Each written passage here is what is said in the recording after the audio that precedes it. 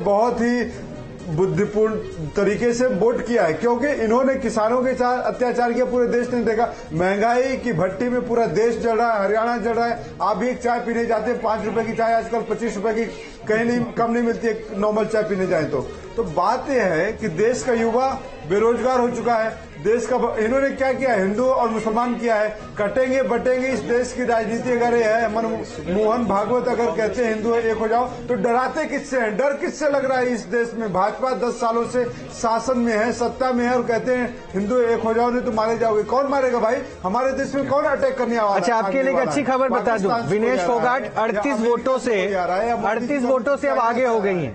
तो अभी तक लोग कह रहे थे कि विनेश फोगाट पीछे चल रही है, ये हो रहा है। तो मैं बीजेपी का एक रिएक्शन ले लेता हूं। विनेश फोगाट आगे हो गई हैं। रुचिका अग्रवाल विनेश फोगाट आगे हो गई 49 पे। आप दीपक कह रहे हैं थोड़ा इंतजार कीजिए, 1 घंटे और नतीजे तब्दील हो जाएंगे। तो मतलब तब्दीली की उम्मीद कांग्रेस वाले पाल के चल रहे हैं। आप इस नतीजों के साथ आश्वस्त हैं?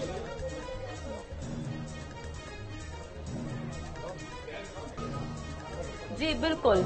देखिए, लोकतंत्र की इसे कि हम जीत मानते हैं कि जनता ने जिस तरीके की विभाजनकारी बात पे जात पात की बात करना, बार बार हमारी वहां पर इनके जो युवराज हैं वो दलित बहन को और दलित समाज का अपमान लगातार करते रहते हैं। कभी ये जाटों की बात करते हैं, कभी बेरोजगारी की बात करते हैं, कभी ये पता नहीं कौन सी झूठी मोहब्बत की दुकान चला लेते हैं। जनता को समझ में आ गया है और जनता को पता है कि कांग्रेस जो है वो सिर्फ और सिर्फ झूठ का पुलिंदा है। आज की तारीख में हरियाणा में कांग्रेस एक्चुअली कांग्रेस नहीं रह गई है, वो हुडा कांग्रेस हो गई है। तो वहां पर युवराज जो है उनकी तो कोई वैल्यू रही ही नहीं है, क्योंकि वो हर एक की तो बेइज्जती कर रहे होते हैं, हर एक की इंसल्ट कर रहे होते हैं, हर एक को का अपमान कर रहे होते हैं।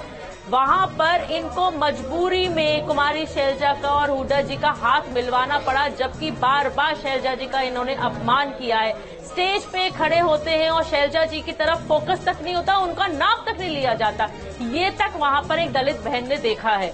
तो उसी का नतीजा है कि आज जनता ने वहां पर बढ़ चढ़कर परिवारवाद के खिलाफ सिर्फ और सिर्फ विकास के बारे में बात करी है, भ्रष्टाचार मुक्त हरियाणा सरकार की बात करी है, और जिस तरीके का काम 10 साल से भाजपा सरकार ने किया है उसको वोट दिया है। और ये देखिएगा कि अगले 5 साल फिर हमारी ही भाजपा की सरकार। मनोज सर, ये जो टैली अभी दिख रही है सर, अगर यही आंकड़ों में फाइनल आंकड़ों में तब्दील होती है, दीपक जी आता हूं आपके पास, इसका नेशनल पॉलिटिक्स पर क्या असर आपको दिखता है? महाराष्ट्र के इलेक्शन में कांग्रेस की बार्गेनिंग पावर कम होगी क्या? झारखंड में किसी तरीके का असर दिखेगा? आम आदमी पार्टी कहेगी कि देखो हमसे अलग चले थे, क्या हालत होगी तुम्हारी हरियाणा में, दिल्ली में सुधर जाना, क्या इस तरीके की कुछ स्थिति आएंगी सामने? देखिए, ऐसा है कि हरियाणा में कल तक तो ऐसे लगता था कि जैसे एंटी बीजेपी वहाँ वेव चल रही है और बीजेपी की 30 सीटें आएंगी या 25 सीटें आएंगी, लेकिन इलेक्शन के जो रिजल्ट आए हैं वो ठीक उल्टे हैं। तो महाराष्ट्र की अगर हम बात करें तो महाराष्ट्र में अभी हम गए थे, तो वहाँ जो उनकी योजना है लाडकी बहन योजना, उस योजना का काफी ज्यादा इम्पैक्ट है। और जैसे हरियाणा में हमारे जितने भी रिपोर्टर्स हैं उनका फीडबैक ये था कि बीजेपी की हालत बहुत अच्छी नहीं है, और उसके रीजंस थे कई सारे। लेकिन महाराष्ट्र में हमारे जो रिपोर्टर्स हैं उनका कहना यह है कि लाडकी बहना का काफी ज्यादा इम्पैक्ट है। और दूसरा, महाराष्ट्र में अभी क्या इक्वेशन बनेगी, अभी सीट शेयरिंग होगी, तो ये देखते हुए मेरे को लगता है कि हरियाणा के इलेक्शन का एक बहुत ज्यादा इम्पैक्ट महाराष्ट्र में पड़ेगा। एक जो कॉन्फिडेंस है वो वहाँ के जो वर्कर्स हैं, वहाँ के नेताओं में आएगा। और दूसरा, मेरे को लगता है कि बीजेपी का ये डिसीजन या इलेक्शन कमीशन का ये डिसीजन कि दोनों इलेक्शन एक साथ ना करा के महाराष्ट्र के इलेक्शन 1-2 महीने के बाद हों, मेरे को लगता है कि ये डिसीजन बीजेपी के लिए काफी अच्छा था। ठीक है। इनके सर, बीजेपी को जम्मू कश्मीर में सबसे ज्यादा वोट मिल रहे हैं, लेकिन वो दूसरे नंबर पर है, और बीजेपी को हरियाणा में कम वोट मिले हैं लेकिन वो पहले नंबर पर है। हाँ, वो देखिए, उसको देखना पड़ेगा कि जब हम जम्मू एंड कश्मीर की बात करते हैं तो जम्मू सोशली, कल्चरली और रिलीजियसली एक बिल्कुल अलग एरिया है।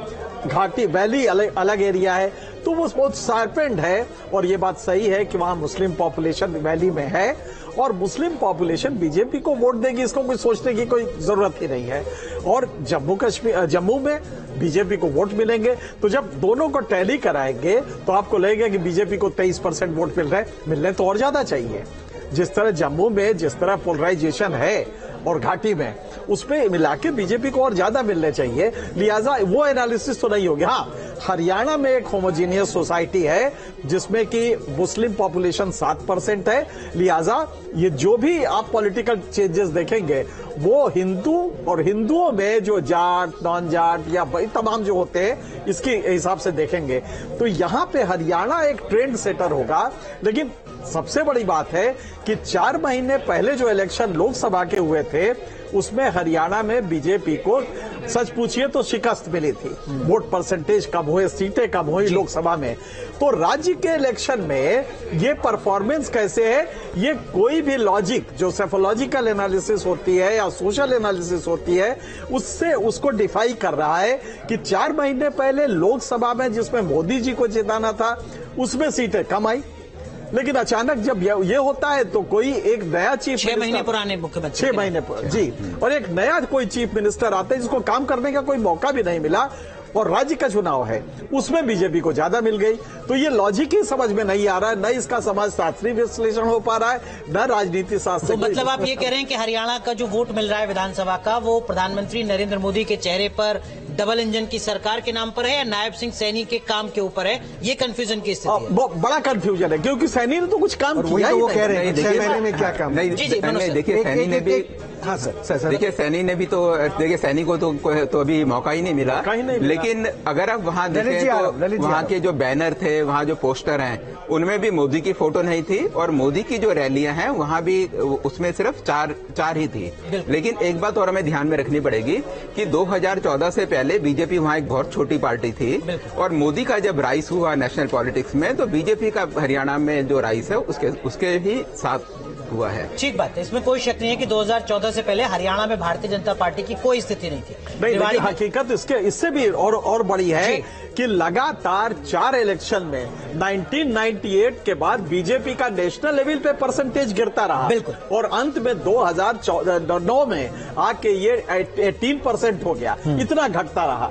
और अचानक एक मोदी आते हैं उसको खींच के पहले 31% करते हैं और 2019 के चुनाव में 37% करते हैं। तो इसमें तो कोई दो राय नहीं कि ये मोदी का ही कमाल था, तो हरियाणा में भी उसका असर पड़ा होगा। ठीक है, तो फिर ये घाटी में क्यों नहीं दिखा? ललित अंबरदार से थोड़ा समझूंगा। ललित जी, 35A 370 घाटी में लगातार युवाओं को जोड़ना, बार बार ये दिखाना कि लाल चौक की तस्वीर कैसी बदल गई, फिर ये कन्वर्जन वोट क्यों नहीं हो पा रहा है?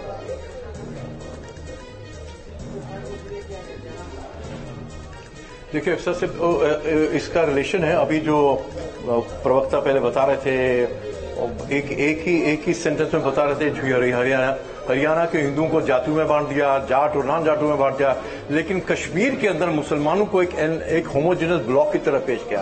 आप ये भूल रहे हैं कि दुनिया में सबसे लंबी जंग चलने वाली है शिया सुन्नी की जंग है, और वो कश्मीर के अंदर वो नहीं उनको दिखता कि शिया समुदाय अलग है और सुन्नी समुदाय अलग, इसके अलावा उनके हुए।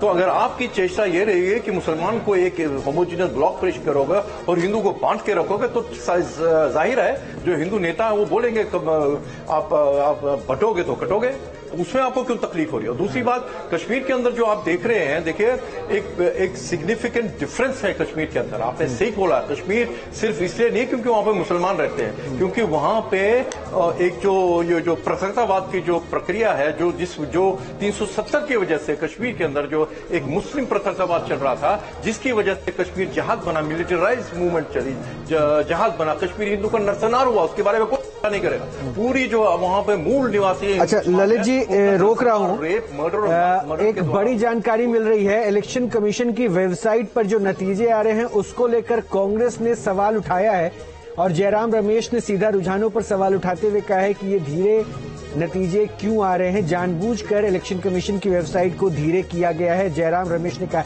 इसके मतलब क्या है सिंह सर? नहीं, उन्होंने ये नहीं कहा कि ईवीएम गड़बड़ है। हाँ। अभी तो अगला ये भी वो तो एक अलग पक्ष है, लेकिन अभी इसी पर आए हैं, इसी पे पहले फेज में आते हैं और इसके बाद वो आ जाएंगे ईवीएम पे। लेकिन अगर मान लीजिए धीमे किया, जरा सोचिए कांग्रेस के प्रवक्ता को कि मान लीजिए धीमे कर दिया है, इससे असर क्या वोट दोबारा पड़ेंगे? वोट तो बैलेट में बंद हो चुके हैं ना। तो अगर क्या इलेक्शन कमीशन की विजडम इतना भी आपको शक है कि वो अपने नतीजों को स्लो कर देगा? इससे रिजल्ट क्या निकलेगा? तो इसलिए मुझे लगता है कि एक बेमतलब का कांग्रेस ने ये लगाया है आरोप, और कम से कम इसी पे इस तरह का भोंडा आरोप ना लगाए आप कि उन्होंने धीरे कर दिया है। अरे धीरे करने से बैलेट बॉक्स थोड़ी चेंज हो जाता है। तो इसलिए ठीक है, 2 घंटे बाद आप देख लीजिएगा, जयराम रमेश जी दोबारा प्रेस कॉन्फ्रेंस कर लीजिएगा, लेकिन अभी जो रिजल्ट है इसको देख के ये कहा जा सकता है। दीपक से इसका जवाब नहीं किया? बिल्कुल सही। दीपक झा, ये थोड़ा इंतजार तो कर लेते हैं। अब इलेक्शन कमीशन की वेबसाइट पे भी प्रश्न उठाया, सुना ना आपने सिंह सर को? जी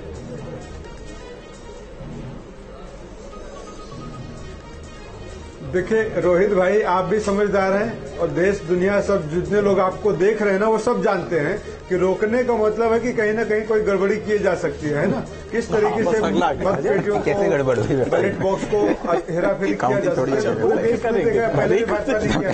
तो अच्छा, ये जो रोकने वाला तंत्र है 2024 के नतीजों के बाद बीजेपी ने सक्रिय किया क्या दीपक? नहीं चाहिए चुनाव। हाँ, मुझे वही पूछना था इनसे। असहाय नजर कैसे आने लगता है कि उसको काउंटिंग रोकनी पड़ जाती है उसको। रोहित भाई, देश को भी पता है कि अगर काउंटिंग चले तो इसको रोकना क्यों पड़ता है? ऊपर से क्या